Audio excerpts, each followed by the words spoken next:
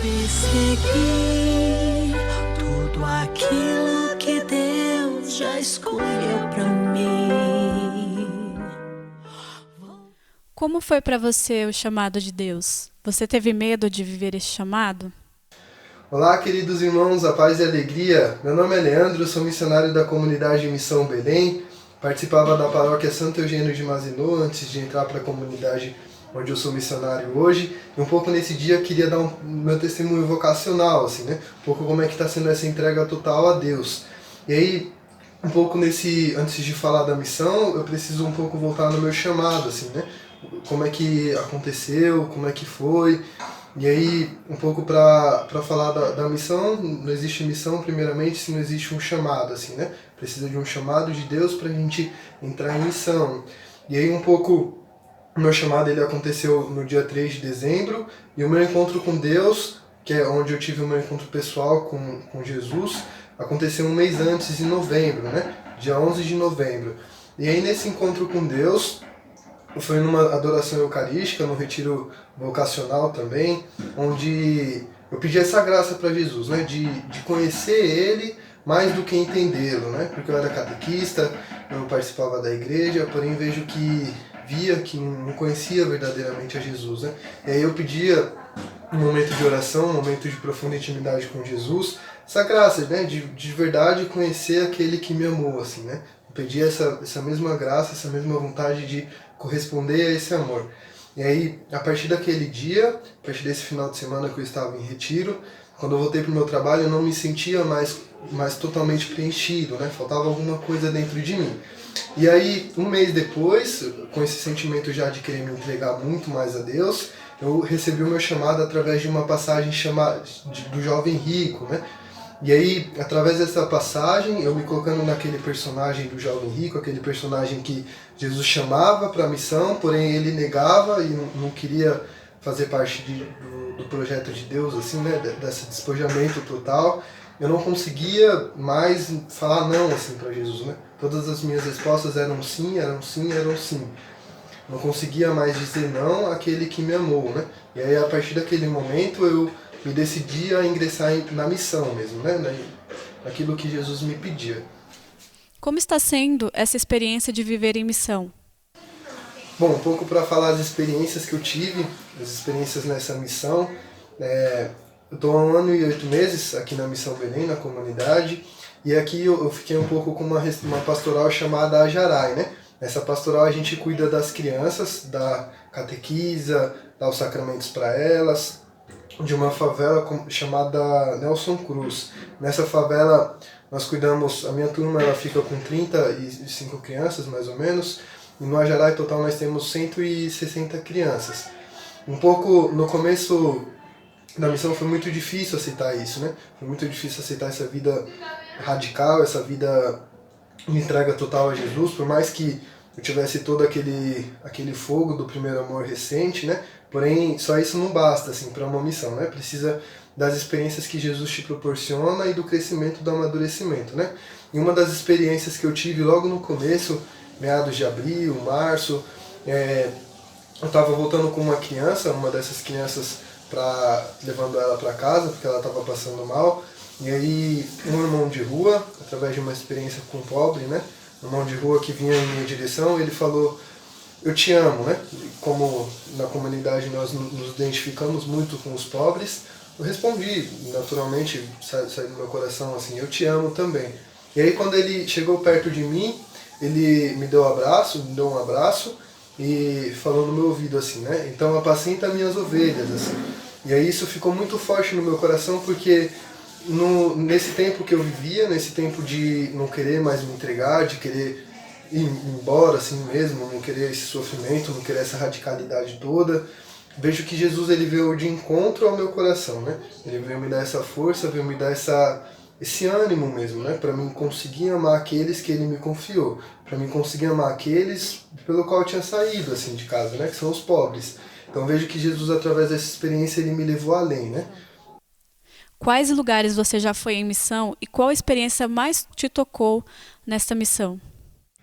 Nesses 1 ano e 8 meses que eu tive na missão, eu não fui para muito longe, assim, né? Eu fiquei aqui mais na região da Sé, onde eu fiquei cuidando um pouco dessa pastoral chamada Jarai. Também em algumas semanas do mês a gente fazia pastoral de rua, vendíamos trufas para ajudar o nosso centro no Haiti, e também um pouco fazia formação, assim, né? Uma semana do mês a gente parava para fazer uma formação.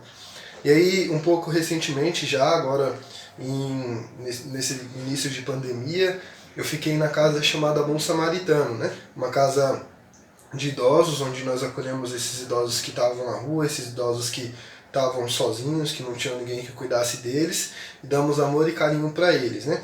E aí fiquei responsável de isolar essa casa em São Mateus, né? Ela fica.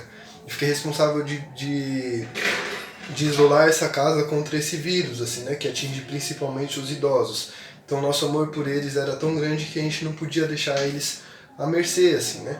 E aí um pouco nesse tempo foi forte porque eu entendia que muito além do sofrimento, muito além do sacrifício, existiam as graças de Jesus na minha vida, né? Na minha caminhada, as graças que me ajudavam a ir para frente, né?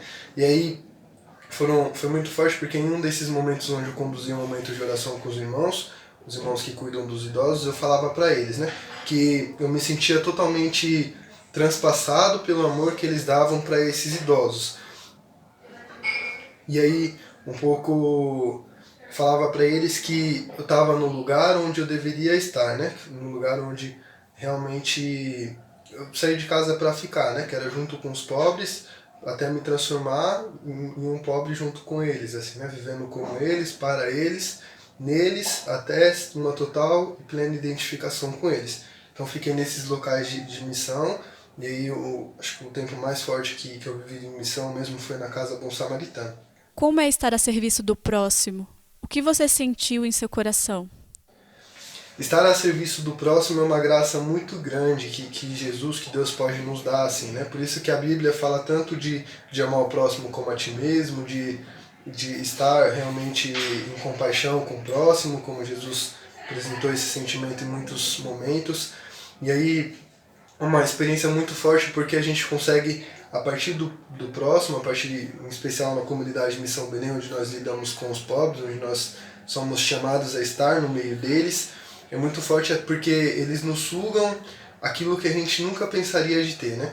Um pouco nós meditávamos em um dos retiros missionários e o padre responsável pela comunidade falava, né, que os pobres, os filhos, para nós são os filhos, eles nos sugam aquilo que nós nunca pensaríamos de ter, né? Então, falo isso nesse tempo que eu fazia pastoral de rua, onde eu nunca pensava que eu iria conseguir evangelizar, que eu conseguiria conversar com o próximo, como eu converso. E também nesse tempo que eu estive na Bom Samaritano, assim, né, onde eles me puxaram de verdade uma maturidade, onde eles me puxaram de verdade um serviço total a eles, não parando em mim, né? Um pouco essa graça maior que a gente recebe quando a gente está em constante doação para o próximo, né? A gente esquece daquilo que nós somos, daquilo que muitas das vezes nos param de orar, de doar, de amar o próximo, os nossos pecados, os nossos traumas, os nossos medos, tudo isso que de verdade nos trava de amar o próximo. Jesus ele nos convida a ignorar isso, né? No sentido bom, não que eu deva andar como de qualquer jeito ou de qualquer forma, mas que eu devo parar de olhar para mim de vaidade, de coisas excessivas, e devo amar totalmente a eles, né? Entregar minha vida totalmente a eles. E ali eu consigo uma plena identificação com Cristo, né? Onde ele que não olhou para si na cruz, que não olhou para os seus sofrimentos, mas simplesmente amou o próximo, né? Amou aquela humanidade que condenava, que o maltratava, assim, né? Então essa graça que Jesus ele nos dá, amar o próximo e se olhar para nós. O que você diria às pessoas que têm o desejo de viver a mesma experiência que você? Para você, jovem, que quer um pouco entrar em missão, eu desejo que você se coloque em uma atitude de escuta mesmo a Jesus, né? Como eu falava no começo, não existe uma missão, não existe uma vocação, não existe um ser missionário sem que exista um chamado, assim, né? E esse chamado ele só vem através da oração. Se a gente não se coloca em uma atitude profunda de escuta a Jesus, se a gente não coloca em uma atitude total de abertura a Ele, à vontade dele, a gente não consegue responder aquilo que Ele tem para a nossa vida, né? Primeiramente, acho que o ser cristão, ele é fazer a vontade de Deus, né? Fazer a vontade de Deus em cada minuto.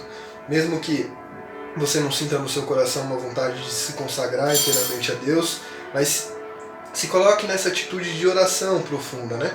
E aí Jesus ele vai revelando, Jesus ele vai transformando o sentimento dele no mesmo que o nosso, né? Ali onde se faz completo aquela oração de Jesus no Horto das Oliveiras, né? Faça-se a tua vontade, Pai, não a minha. Porque a minha vontade é aquilo que me leva de verdade para o fundo do poço, né? E ali onde a gente não consegue encontrar a plena realização, a plena felicidade na nossa vida. Então, você que tem esse desejo de ingressar, você que tem esse desejo de entrar numa comunidade religiosa, eu te convido a se colocar em atitude de oração, de escuta a Jesus, né? Repetindo constantemente isso no seu coração. Jesus, faça-se a tua vontade, não a minha. Porque de verdade a minha não vale a pena, assim, né?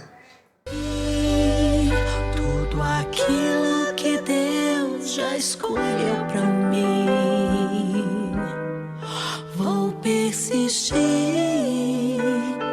e mesmo nas